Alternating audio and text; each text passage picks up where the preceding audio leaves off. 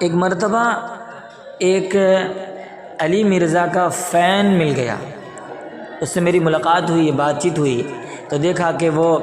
حضرت معاویہ رضی اللہ تعالیٰ عنہ کے بارے میں اچھی رائے نہیں رکھتا، بلکہ زبان سے کہتا ہے کہ حضرت معاویہ باغی تھے، مجرم تھے، ظالم تھے۔ تو میں نے ان سے پوچھا آپ ان کو کیوں کہتے ہیں اس طرح کا جملہ ان کے بارے میں؟ تو وہ کہنے لگے صحیح حدیث ہے، حضرت عمار سے اللہ کے نبی صلی اللہ علیہ وسلم نے فرمایا تھا، اے عمار تمہیں ایک باغی جماعت قتل کرے گی، اور باغی جماعت کون تھی؟ وہ حضرت معاویہ کی جماعت تھی۔ حضرت عمار حضرت علی کے ساتھ آئے تھے اور جنگ صفین میں شہید ہوئے ہیں، تو پتہ چلا کہ حضرت عمار کو شہید کرنے والے حضرت معاویہ ہیں اور ان کی باغی جماعت ہے۔ جب یہ بات انہوں نے کہی تو میں نے ان سے پوچھا یہ آپ کو کہاں سے معلوم ہوا؟ تو انہوں نے علی مرزا کے کلپ کا حوالہ دیا اور ایک کلپ بھیج بھی دیا۔ اس کے بعد اس نے چیلنج کیا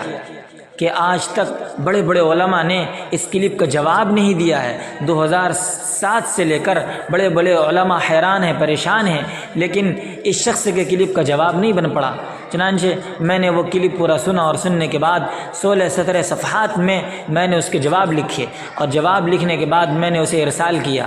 اس کا جواب تو ان سے بن نہیں پڑا، البتہ اتنی بات پھر انہوں نے دہرائی واٹس ایپ کے ذریعے سے کہ حضرت عمار کو باغی جماعت قتل کرے گی اور یہ حضرت معاویہ اور ان کی جماعت ہے، لہذا یہ باغی ٹھہرے۔ میں نے دیکھا کہ ایسے سمجھیں گے نہیں، تو میں نے ان سے پوچھا ایک بات بتائیں، صحیح حدیث ہے اور یہ روایت مستدرک حاکم میں ہے، اللہ کے نبی صلی اللہ علیہ وسلم نے فرمایا کہ ہمارے اور اس کفر کے درمیان جو فرق ہے وہ نماز کا فرق ہے، جو آدمی جان بوجھ کر نماز چھوڑ دے وہ آدمی کافر ہے۔ اب آپ سوچیں پوری دنیا میں 90% مسلمان نماز نہیں پڑھتے، 10% نماز پڑھتے ہیں، تو 90% اگر مسلمان نماز نہیں پڑھ رہے ہیں یا اس سے کچھ کم ہو یا زیادہ ہو، جو بھی ہو، یہ میں نے بطور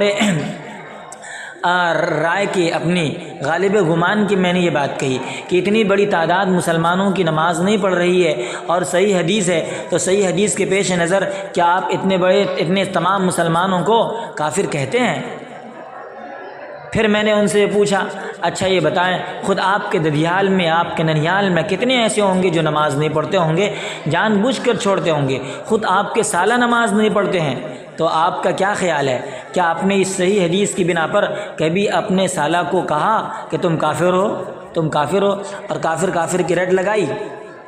سوال یہ ہے کہ جب آپ اپنے سالہ کو کافر نہیں کہتے نماز چھوڑنے کی بنا پر، حالانکہ حدیث صحیح ہے، تو پھر آپ سمجھیں رسول اکرم صلی اللہ تعالیٰ علیہ وسلم کے سالہ حضرت معاویہ رضی اللہ تعالیٰ عنہ ہیں، یہ کاتب وحی بھی ہیں، اور اللہ کے نبی نے ان کو ہادی مہدی کا ان کے بارے میں جملہ بھی ارشاد فرمایا اور دعا بھی دی ہے۔ آپ اپنے سالہ کو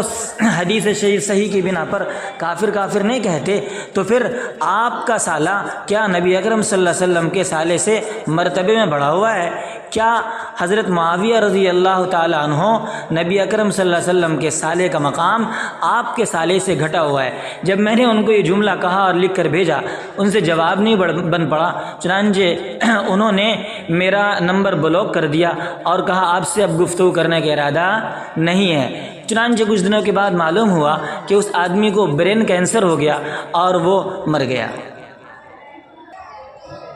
اللہ تعالیٰ علی مرزا جیسے گمراہ لوگوں کے فتنوں سے امت مسلمہ کی حفاظت فرمائے۔